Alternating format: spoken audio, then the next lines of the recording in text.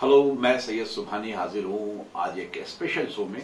और ये special show हम करने जा रहे हैं। सबसे पहले मैं विश करना चाहूँगा मास्टर ब्लास्टर सचिन तेंदुलकर को। Happy birthday Sachin, happy birthday, long life. आज हम सचिन जी आपके बारे में चर्चा करने जा रहे हैं, आपकी सेवाओं के बारे में चर्चा करने जा रहे हैं।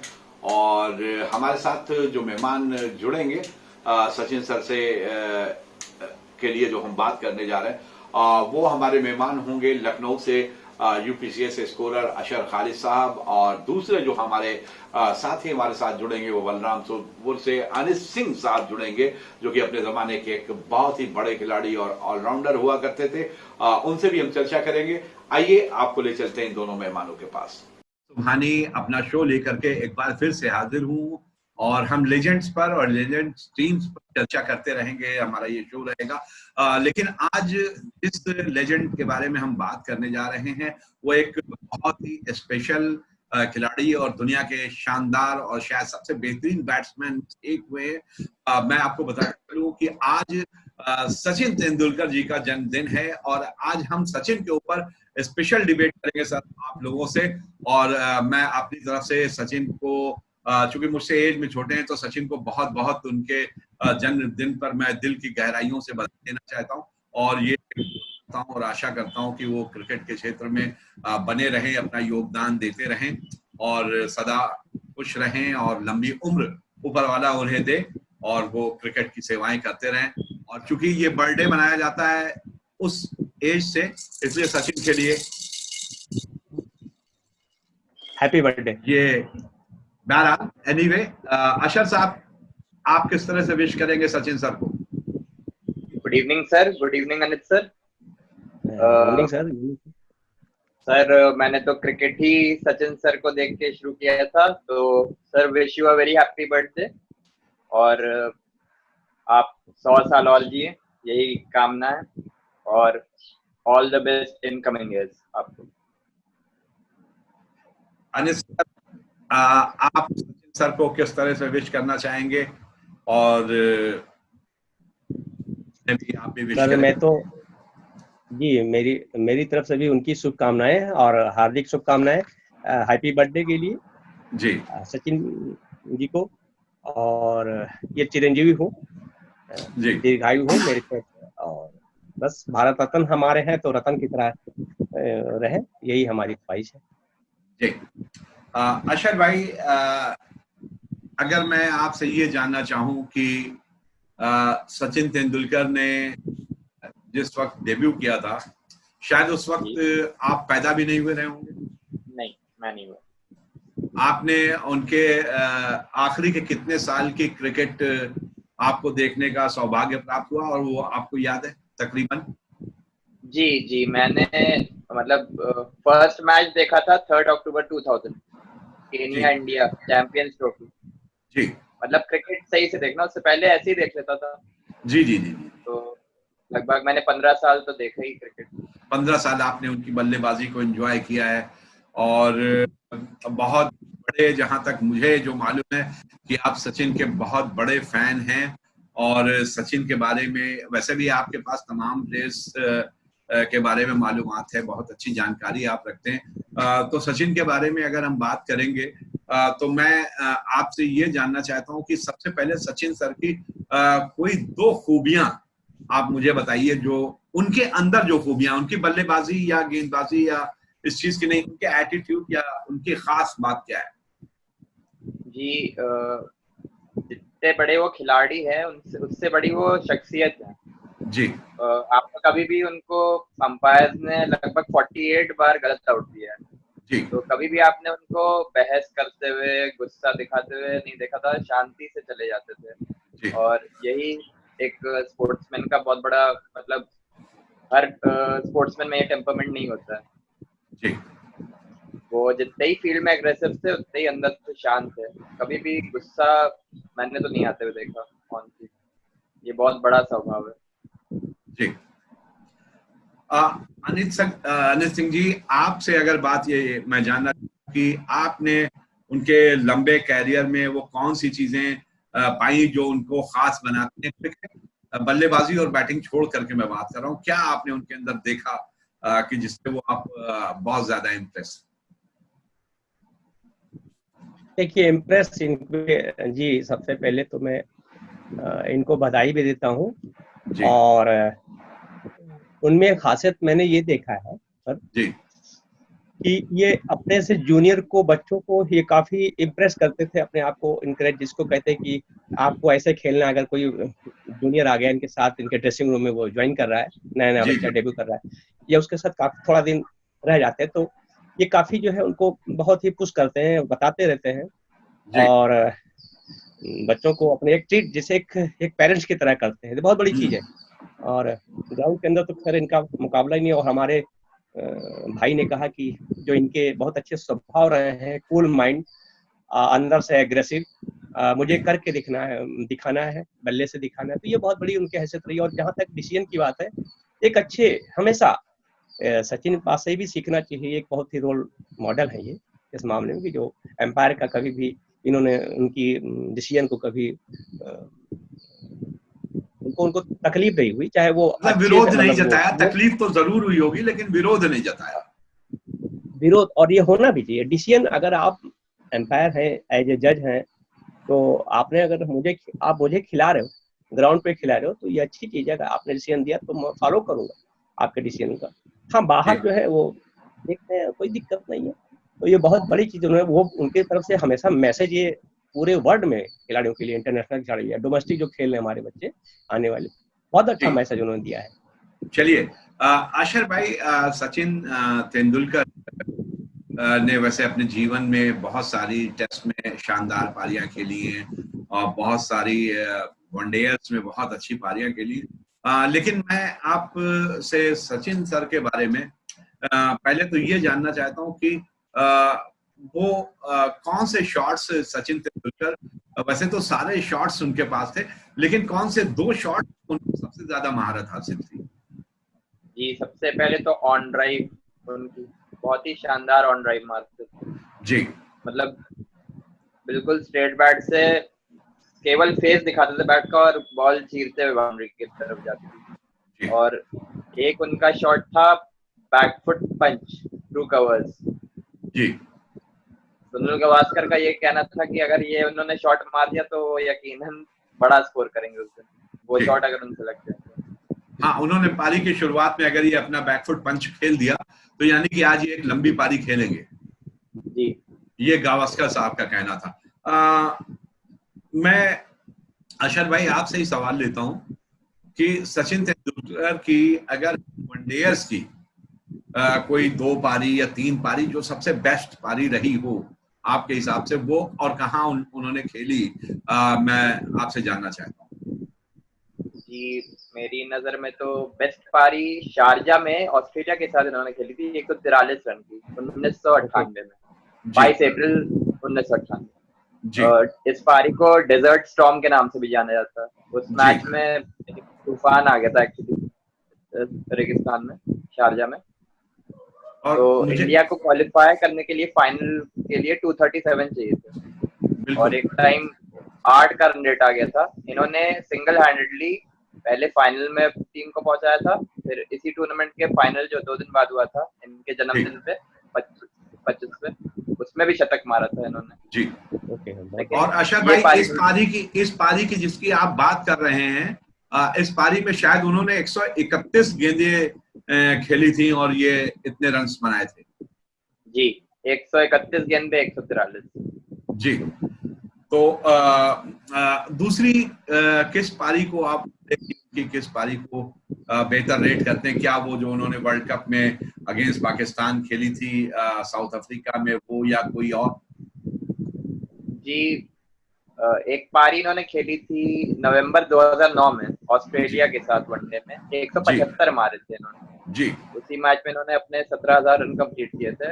इंडिया लगभग 350 का रन चेज कर रही थी जी। और उस मैच में भी इन्होंने सिंगल हैंडेडली चेज को मुकाम दिया था। ये जब आउट हुए थे तो 3 ओवर में मात्र 19 रन चाहिए थे और इंडिया 3 रन से हार गई थी। तो मैन ऑफ द मैच इन्हीं को मिला था, ये लेने नहीं आए थे।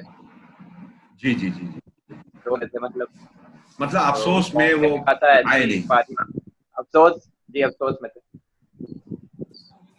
बिल्कुल। तो ये पारी सेकंड रेट करना चाहूंगा, सेकंड बेस्ट पारी आप इनकी मानते हैं जी।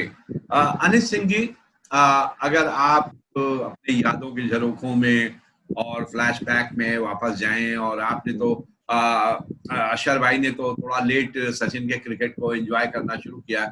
आप जाहिर सी बात है पहला मैच भी एंजॉय किया होगा। मैंने भी सचिन का पहला मैच एंजॉय किया। उस वक्त मैं मुंबई के जिमखाना ग्राउंड पर इत्तेफाक से मैं भी मैच खेल रहा था एक, और सचिन मतलब इतना मुंबई के अंदर मैं बताऊं उस ग्राउंड पर कि जितने भी प्लेयर्स थे वो हर थोड़ी देर के बाद आकर के, चूंकि उस वक्त रेडियो कमेंट्री वहां मैदान पर चल रही थी, टीवी पे मैचेस आते थे नो डाउट, लेकिन वहां पे टीवी की फैसिलिटी नहीं थी, तो स्कोर जानने के बच्चे भाग भाग करके आते थे या पूछते रहते थे कि सचिन कहाँ पर पहुंचे।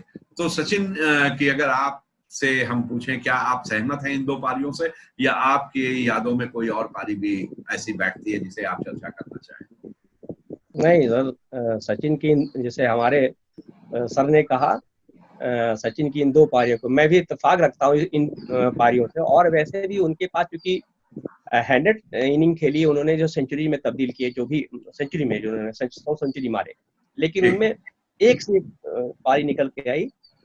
सारे मेरे ख्याल से कम 30-40 सेंचुरीज उनके बहुत ही अच्छे निकल के आए थे। कई इनिंग में उन्होंने देखे सिचुएशन के हिसाब से, इन्होंने चाहे वो टेस्ट मैच का हो अगेंस्ट शेरवान और इंडिया में जो हुआ और जिनको सपने आए, और या 155 रन उसमें बहुत ही बेहतरीन इनिंग खेली उस, हालांकि इन्होंने डबल सेंचुरी भी मारे मगर, और एक अभी पिछले इनिंग में अभी भाई हमने बताया जो डिसिप्लिन के साथ जो 231 मारे, मेरे ख्याल से 42 ऑस्ट्रेलिया नॉट आउट में टेस्ट मैच में, वो भी इनिंग बहुत अच्छी थी, वेल डिसिप्लिन इनिंग थी। जो इन्होंने एक संकल्प कर लिया कि मुझे यहाँ इस एरिया में खेलना ही नहीं है, क्योंकि इनसे रन नहीं बन पा रहे थे, तो ये बहुत बड़ी चीज थी। और सारे इन्होंने शॉट एक तरह से कसम खा लिए। तो एक अच्छे खिलाड़ी बहुत बड़ी पहचान होती है कि कहाँ से सीख लिया जाए। हम फेल होंगे, उस एरिया को मैं अपने आप को चेक करूंगा और पुनः जो है मैं तैयारी करके वापस आऊंगा। ये बहुत बड़ी चीज उन्होंने हमारे जो है लिसनर को ये बताइए और हमारे प्लेयर्स को बताइए जो अभी सामने आने वाले इन फ्यूचर में। बिल्कुल। आपने ये जो 231 की उनकी इनिंग की चर्चा की है, टेस्ट इनिंग है 240। बिल्कुल, कोई बात नहीं, आपने टेस्ट इनिंग बता दिया, अच्छी बात है। अशर भाई, मैं आपसे एक सवाल ये लेना चाहता हूँ कि सचिन तेंदुलकर कई मौकों पर जो भी उनके कैप्टन रहे और उनको एक गेंदबाज के तौर पर भी अक्सर लेकर के आए, और कई मैचों में उन्होंने बहुत अच्छी गेंदबाजी की। कुछ उनकी गेंदबाजी पर भी आप रोशनी डालेंगे? जी, वो एक लौते बॉलर हैं विश्व में जी, जिन्होंने वनडे क्रिकेट में 2 बार 6 रन या उससे कम बचाए हैं आखिरी ओवर में। आखिरी ओवर में 2 बार 6 से कम रन बचाए हैं, कम रन बचाए, चेज करती हुई टीम को रोका है। जी जी जी, वो एक लौते बॉलर हैं विश्व में जी। तो और एक टेस्ट था कल कोलकाता टेस्ट, जिसमें वीवीएस लक्ष्मण और द्रविड़ की पारी के लिए जो जाना जाता है जी, उसमें इनको सौरव गांगुली ने 1 ओवर के लिए बुलाया था, एंड चेंज करने थे हरभजन सिंह के। तो इन्होंने उसी ओवर में एडम गिलक्रिस्ट और मैथ्यू हेटन का विकेट ले लिया था, उस खेल में 3 विकेट ले लिए थे। तो ये बहुत मतलब क्लेवर बॉलर थे जी। इनको आसान नहीं था मतलब मारना। गुगली बहुत अच्छी थी, रेड नहीं होती थी इनकी आसानी से, तो बहुत ही चतुर गेंदबाज थे। बिल्कुल। और सचिन की, अनिश सिंह जी, अगर फील्डिंग की भी बात करें तो मुझे लगता है कि ग्राउंड के ऊपर सचिन एक हमेशा शानदार और अच्छे फील्डर भी रहे। कैचेस वगैरह उनसे ड्रॉप नहीं होते थे, क्या कहना चाहिए? जी सर, ये आला पैकेज थे सर, ये पूरे, ये field as a fielder, as a batsman, as a one day, as a test match, as a bowler, ball जब करते थे आपने देखा होगा तो बहुत ही कूल माइंड से और चपलता के साथ, एक जैसे स्पिनर होता है थोड़ा सा फास्ट मिक्स, ये मिक्स इनके पास मिक्स बॉल ज्यादा होती थी, leg break off spin, flipper, थोड़ा सा जी। कहीं ना कहीं अपने आप को वेरिएशन देते थे, हर जी। बॉल को वेरिएशन। तो ये सामने वाले बल्लेबाज को ये समझ नहीं मिलता था कि ये अगला बॉल कौन सी डालने जा रहे हैं, उसी में इनको विकेट बहुत मिलते थे। विकेट टेकर थे ये विकेट टेकर थे एंड टाइम में, और बिल्कुल। विकेट थ्रू बहुत बड़ी इनके अंदर जो क्वालिटी थी, बहुत एक पैकेज ऑल जी। आउट पैकेज अशर भाई, कंप्लीट, इसीलिए जी जी जी जी, no doubt about it sir. Ashar भाई, अगर हम इनकी आपसे वही क्वेश्चन लेंगे कि दो बेस्ट टेस्ट इनिंग्स की अगर आपसे हम वैसे इन्होंने बहुत सारी खेली है, लेकिन हम सबकी चर्चा नहीं कर सकते हैं। जैसा अनिस सर ने भी बताया कि उन्होंने 30-40 इनिंग्स ऐसी खेली है जो लाजवाब है, लेकिन उनमें से हमें तलाशना है, तो वो दो टेस्ट इनिंग्स कौन सी हैं? ये क्योंकि सर 241 वाली का डिस्कशन कर चुके हैं, तो जी। उसका तो डिस्कशन नहीं करेंगे अब। जी। एक पारी इन्होंने खेली थी इंग्लैंड के साथ, 103 रन मारे थे, 388 रन का पीछा कर रही थी भारत। जी। तो फिफ्थ डे के मद्रास के टर्निंग विकेट पे इन्होंने बहुत शानदार पारी खेली थी, 103 नॉट आउट मारे थे, तो उस पारी को मैं बहुत ऊपर रेट करता हूँ। जी। और दूसरी पारी है ये इनका जब पहला टूर था 1992 में, जी। ऑस्ट्रेलिया के अगेंस्ट। उनके बॉलिंग अटैक में माइक विटनी थे, मैकडर्मिट थे, फिल ह्यूज, वो Merv Hughes, right, Shane Warne थे, हाँ। और ब्रूस रीड थे। 5 ऐसे बॉलर थे 90 माइल। उस टाइम पर्थ का विकेट भी बहुत टफ था, तो इन्होंने उस कंडीशन में 114 रन मार रहे थे, यहाँ पूरी टीम फेल हो गई थी। तो बहुत हाई कैलिबर की इनिंग है वो। बहुत बहुत बहुत बिल्कुल। ये दोनों जो आपने वाकई ये पारियां भी बहुत ही लाजवाब रही थी। अच्छा, सचिन की बैटिंग और बॉलिंग और फील्डिंग तकरीबन सभी चीजों पर हमने चर्चा कर ली है। कुछ एक सवाल कहते हैं अशर सर, आपसे पहले लेंगे कि हम ये चाहते हैं कि हर एक कंट्री जो टेस्ट प्लेइंग कंट्री है, बांग्लादेश और जिम्बाब्वे को छोड़ देते हैं, बाकी हर एक कंट्री से मैं चाहता हूं कि एक एक बैट्समैन जो सचिन के समकक्ष हो, सचिन पैमाने पर खरा उतरता हो, उसे स्टैंडर्ड का हो या थोड़ा ऊपर नीचे हो, तो एक एक बैट्समैन मैं अपनी कंट्री से, अपनी कंट्री से नहीं, अपनी कंट्री से नहीं, मैं नाम बताऊंगा, मतलब अपनी रिस्पेक्टिव कंट्री से ना। हाँ, अपनी रिस्पेक्टिंग कंट्री से। तो जैसे इंग्लैंड से वो कौन सा बैट्समैन हो सकता है कि जो जिसको आप ये मानते हो कि सचिन के समकक्ष ठहरता हो? सिर्फ एक बैट्समैन का नाम चाहता हूं, मतलब पुराने नए सब मिला करके टेस्ट कैरियर पूरे, मतलब जो भी क्रिकेटिंग टेस्ट कैरियर है, जितने भी प्लेयर्स इंग्लैंड के लिए खेले हैं। इंग्लैंड में मैं रखना चाहूंगा एलिस्टर कुक, ये बहुत उच्च कोटि के बल्लेबाज थे जी। Alastair Cook leading run getter है इंग्लैंड के लिए टेस्ट में। ये मतलब उस कैटेगरी में आ सकते हैं, मतलब इंग्लैंड के अपनी कंट्री के लिए उस कैटेगरी में आ सकते हैं कि जिनसे थोड़ी सी तुलना, सचिन से थोड़ी सी तुलना की जा सकती है। एलिस्टर कुक हो गए वो खिलाड़ी। अच्छा अनिस सर, अगर आपसे यही सवाल लें और आपको हम ऑप्शन दे रहे हैं, श्रीलंका अगर मैं आपको ऑप्शन दूं, तो आप किस बैट्समैन को सचिन के करीब पाते हैं? मैं सर, मेरे तरफ से तो संकारा को मेरी निगाह में कुमार संकारा को मैं लेता हूँ श्रीलंका में। हालांकि 2-3 है, मगर मैं उनके कंपनी में जैसे जयसूर्या हुए, महिला जयवर्धने हुए और संकारा, तो इन तीनों को जब मैं कंपेरिजन करता हूँ तो बेहतर टेम्परामेंट जी संगकारा। और संगकारा की एक और खूबी रही है कि इन्होंने अक्सर कीपिंग करते हुए भी आने वाला रहता है, और वनडेयर्स और टेस्ट मैचेस में, और बहुत अच्छी दोनों में संगकारा ने परफॉर्म किया है, वनडे में भी किया है, टेस्ट मैच में भी किया। तो आपने भी बिल्कुल सही सिलेक्शन किया अनिस सर, कि अगर श्रीलंका से कोई समकक्ष ठहरता है जिसे तुलना की जा सकती है, जो के करीब आता है, तो वो संगकारा है। अशर भाई, आपने इंग्लैंड से लिया था एलिस्टर कुक को। अगर हम आपसे ये पूछें कि साउथ अफ्रीकन बैट्समैन में कोई ऐसा बैट्समैन हो जो कहीं इसके सचिन के करीब आता हो? जी, टेस्ट मैचेस में जैक कैलिस यकीनन लगभग सेम ही आंकड़े हैं जी। मतलब 57 का एवरेज है जैक कैलिस का, 13,000 रन, और वनडे क्रिकेट में sir AB de Villiers. AB de Villiers, अगर वनडे में कंपेयर करेंगे तो एबी डिविलियर का आप नाम लेंगे, और अगर टेस्ट में करेंगे तो जैक एस्कैलिस का नाम आप लेंगे। तो दोनों ही बहुत महान बल्लेबाज हैं और दोनों की अपनी शैली है और दोनों बहुत ही एंटरटेनिंग क्रिकेटर हैं, no doubt about it.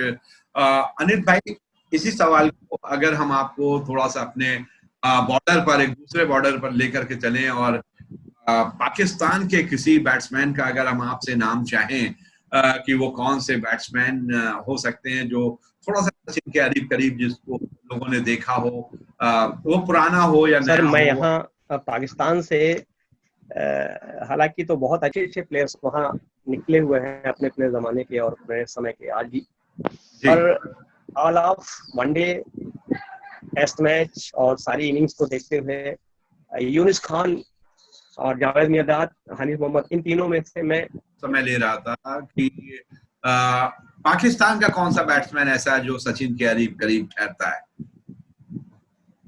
Sir, आपने एक सवाल किया था तो मैंने यूनुस खान को बताया था इन टेस्ट मैच, पर जो है आपने एक सवाल किया था इन वनडे के लिए, तो मैं शाहिद अफरीदी को लेना चाहता हूँ। शाहिद अफरीदी तो सर ऑलराउंडर है, एज ए बैट्समैन वो कहीं 23 का एवरेज, बैटिंग एवरेज, तो मैं फिर जाऊंगा इंजमाम के साथ जाऊंगा। इंजमाम के साथ? फिर चलिए, आप इंजमाम, आप मतलब पॉपुलैरिटी के हिसाब से शाहिद अफरीदी का नाम ले रहे होंगे, क्योंकि पाकिस्तान में शाहिद अफरीदी बहुत पॉपुलर हैं, ये बात मैं मान सकता हूँ। सर, आपने वनडे का जब आपने वनडे का प्लेयर बताया, तो मैं चूंकि वो एज ए ऑलराउंडर तो नहीं, मैच का रुख कभी भी पलट सकते हैं, भाई बल्लेबाजी से, गेंदबाजी से भी, मैं बता रहा हूँ, बॉलिंग से भी। हाँ, तो रुख फिर तो है, तो आपको बहुत। सर, ये सचिन के समकक्ष बल्लेबाजी की बात हो रही, जो आपने इंजमाम का नाम लिया है वो मुझे लगता है कुछ हद तक काफी ठीक है। तो इंजमाम की चीज आपको पसंद है सर? वनडे प्योर बल्लेबाज सर जो है जी, मैं इंजमाम से ही खुश हूँ। ठीक है जी सर, वनडे प्योर बल्लेबाज। इंजमाम की क्या खासियत रही है? ये चेजिंग में सर, ये जो है बहुत ही, एक तो सबसे बड़ी चीज है, ये बहुत ही कूल माइंड जी, सबसे बड़ी चीज है जी। और चेजिंग में भी याद करते उनके पास, इसलिए इनको मैं पसंद करता हूँ। बिल्कुल। चलिए आशर भाई, आपसे हम सवाल लेना चाहेंगे। जैसे न्यूजीलैंड में कोई बहुत ज्यादा बैट्समैन मतलब सचिन के समकक्ष तो मुझे नहीं नजर आते, लेकिन फिर भी क्योंकि काफी पुरानी टीम है, न्यूजीलैंड भी काफी दिनों से टेस्ट क्रिकेट खेल रही है, और मार्टिन क्रो, जॉन राइट और इस तरह के तमाम बल्लेबाज हैं, लेकिन आपकी नजर से मैं जानना चाहता हूं कि न्यूजीलैंड का वो कौन सा बैट्समैन है जो कहीं सचिन करीब करीब स्टैंड करता हो? जी, आने वाले टाइम पे जरूर केन विलियमसन एक ऐसे बल्लेबाज मुझे लगते हैं जो ग्रेटनेस अपनी कंट्री के लिए वो अचीव कर सकते हैं, जैसे सचिन यहाँ के हैं। वो भी एक रोल मॉडल प्लेयर है, वैसे ही स्वभाव है, शांत। हनी सिंह सर, आपके पास हम आते हैं और आपसे सवाल लेते हैं कि ये कैरेबियाई बल्लेबाज तो कौन सा हो सकता है जो सचिन के करीब रहता हो? वहां तो कई बड़े बैट्समैन हुए हैं, किसका नाम लेना चाहेंगे आप? कैरेबियाई में सर मैं विवियन रिचर्ड्स को लेना चाहता हूँ। विवियन रिचर्ड्स को? आपकी वॉइस थोड़ा कम आ रही, थोड़ा। विवियन रिचर्ड्स को मैं लेना चाहता हूँ सर जी। विवियन रिचर्ड्स को मैं लेना चाहता हूँ जी। तो आप विवियन रिचर्ड्स, ब्रायन लारा और विवियन रिचर्ड्स में आपने कंपेयर करके विवियन रिचर्ड्स को लिया है? जी, विवियन रिचर्ड्स को लिया है जी। तो रिचर्ड्स की कुछ खासियत? रिचर्ड्स एक तो सबसे बड़ी चीज है कि ये वनडे, टेस्ट मैच और एज ए थोड़ी बहुत कहीं ना कहीं बॉलिंग पोजीशन में भी ये फिट बैठ जाते थे अपने टाइम में एज ए फील्डर। तो फुल एक पैकेज थे कुल मिला के, और फिटनेस बहुत अच्छी थी और बड़ा खौफ खाते थे पूरे वर्ल्ड के। एक टाइम था जब तक इनकी बासाहियत रही है अपने जमाने में, मेरे ख्याल से एक दशक तक। जिस पीरियड में विवियन रिचर्ड्स खेलते थे, मुझे लग रहा है कि उस पीरियड में विवियन रिचर्ड्स मतलब वर्ल्ड के टॉप 3 बैट्समैन में, उस एरा के टॉप 3 बैट्समैन में फिट बैठते रहे होंगे जरूर। जी, उस टाइम में विवियन रिचर्ड्स थे, और मेरे ख्याल से इंग्लैंड से लॉयड ग्राहम गूच वगैरह सब ये थे, और डेविड गावर वगैरह थे इंग्लैंड से भी। उधर ऑस्ट्रेलिया से एलन बॉर्डर, पीटर टूजी वगैरह, तो ये तमाम एरा के बैट्समैनों की बात नहीं कर रहा हूँ, वेस्ट इंडीज की बात कर रहा था। चलिए ठीक है, तो आपने विवियन रिचर्ड्स को लिया, और ये बहुत, मुझे लगता है कि बहुत आक्रामक शैली के बल्लेबाज थे। जी, ये one day test match just like, जैसे मेरे यहाँ से वीरेंद्र सहवाग, तो ये दोनों आदमी एक ही शैली के लगभग सब थे मेरे ख्याल से। तो विवियन रिचर्ड्स वहां से तो मैं उन्हीं से लेना चाहूंगा, विवियन रिचर्ड्स से जाऊंगा। वैसे तो एग्रेसिव तो आपके टेस्ट मैच में ब्रायन लारा भी थे, चांस लगा, इनका भी बहुत लंबा टेम्परामेंट, बहुत मजबूत टेम्परामेंट रहा है जी। जाहिर सी बात है, मैं ब्रैडमैन को छोड़ करके मैं चाहता हूं कि ऑस्ट्रेलिया से वो कौन सा बैट्समैन ऐसा है जो सचिन के इक्विवेलेंट या उनके समकक्ष माना जा सकता है। Sir Ricky Ponting.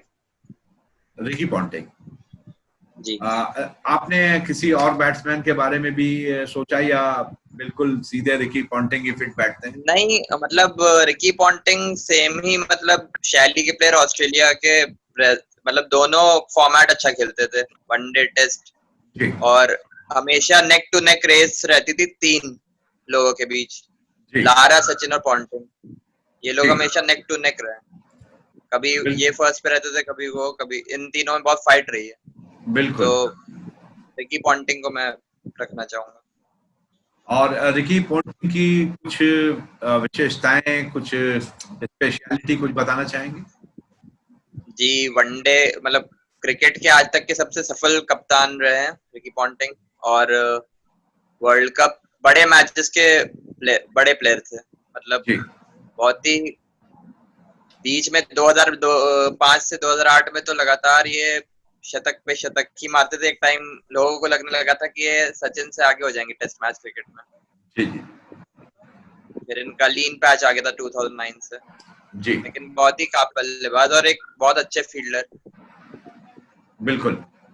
अक्षर भाई, बहुत अच्छी गुफ्तगू रही आज। सचिन सर के बर्थडे के मौके पर हम लोग उन पर बात कर सके, और अनिस सर भी हमारे साथ जुड़े रहे, और मुझे लगता है कि एक बहुत अच्छी चर्चा हुई है, और हम आशा करते हैं कि हमारे इस डिबेट को सचिन सर तक भी ये पहुंचेगी, और वो भी जरूर इसको सुनेंगे और एंजॉय करेंगे। तो चलिए अशर भाई, आपका भी बहुत शुक्रिया, आप लखनऊ से हमारे साथ जुड़े, और अनिल सिंह सर जो कि बलरामपुर से हमारे साथ जुड़े हुए हैं। चूंकि अब लॉकडाउन है तो अभी हम लोग समय का भी पूरा फायदा अपने अपने घरों में बैठ करके उठा रहे हैं। तो चलिए इन्हीं शब्दों के साथ हम आप लोगों से विदा लेते हैं। बहुत शुक्रिया, thank you very much. Okay sir. Thank you sir. Okay.